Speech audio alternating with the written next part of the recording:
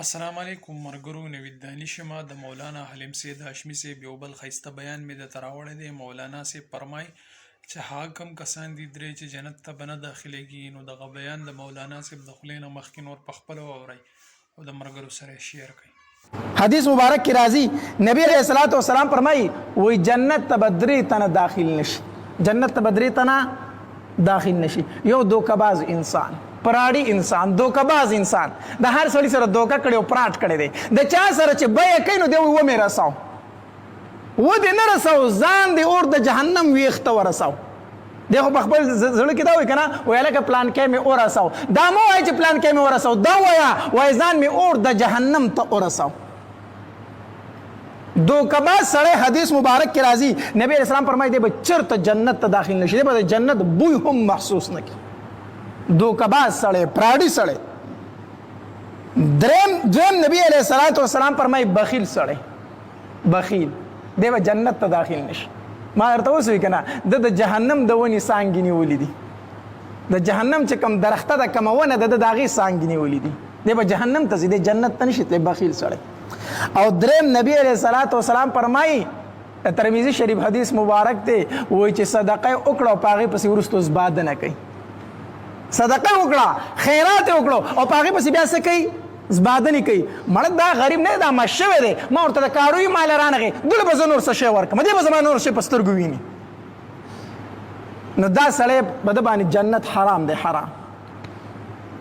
نو غرض می دا کو چې زما او ستا په مال کې د غریب حصہ ده، دا نه چې له شل روپۍ دې ورکړې ته به بیا زبادي نه، دا د هغه حصه و، حصه هغه ته د حق ورکو، هغه ته د حق ورکو.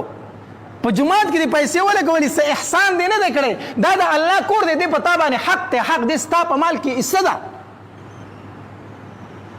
په خپل کور چې ته پیسې لګئ نو په چا باندې احسان کوي، په خپل ډیره چې پیسې لګئ دا ته په چا باندې احسان کوي.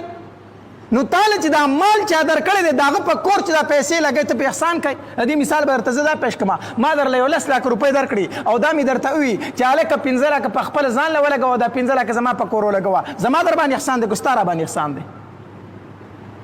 10 لک روپۍ مې درکړی او دا مې درته ووي چې 15 ځان له ولګوه خو دا 15 ته ما له ولګوه، نو ستا را باندې احسان نه دی، زما در باندې احسان دی. دا مال مونږ چا را کړی دی؟ الله را کړی. نو الله تبارک وتعالی فرمایي وای دا 1 لک ځان له ولګوه او دا 2.5 زره مال راکا، 1 لک ځان له ولګوه او دا 2.5 زره مال راکا.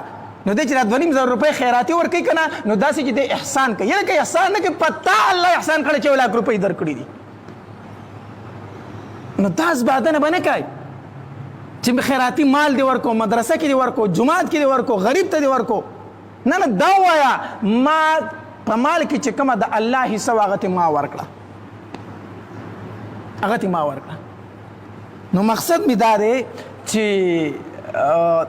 زمون کې دا کمی ډیر زیات موجود دی، دا کوتاهی په مونږ کې ډیر زیاته موجود ده، ډیر زیاته موجود ده.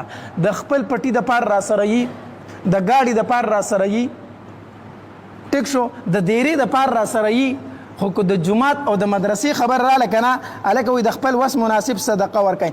زمونږ وس د 10 نه په بره بیا نه ځي، زمونږ وس چې کنه هغه د 10 روپو د 20 نه په بره نه ځي.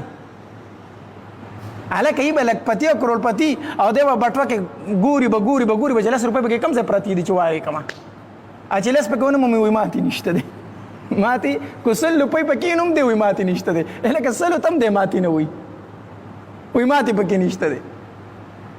نو دا په مونږ کې کمزوري موجود ده، د دې بران الله تپوس کوي، د دې بران الله تبارک وتعالی تپوس کوي. به هر حال په خپل مالونو کې د هر چا حصه کول پکار دي. او موږ سره مال نن سبا ډیر زیات دی خو سکون نشته دی. څه نشته دی؟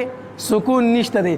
په کور کې جنګونه دي، په کور کې جګړې دي، رونه یو بل نه لاندې وتي دي، زنانه په کور کې جنګونه کوي، یو لوی مصیبت په کور کې جوړ دی. څوک چې چرته کړی چې دا ولې وای تاسو ته رسې شي کیمرا وای پیسې خو ډېر شي، وای تاسو ولې لاندې وتی جګړې خو راخ کړې دي، څوک مصیبت خو په کور کې راخ کړی دی. نو پر خپل مال لږ نظر واچو چې دې مال نه چرته صدقه او خیرات ورکړی دی. نو چې صدقه او خیرات نه ورکړل سکون پکې کم طرف راغی، سکون به پکې نه راځي. الله تبارک وتعالی د عمل کولو توفیق راکړي. واخر دعوانا ان الحمد لله رب العالمین.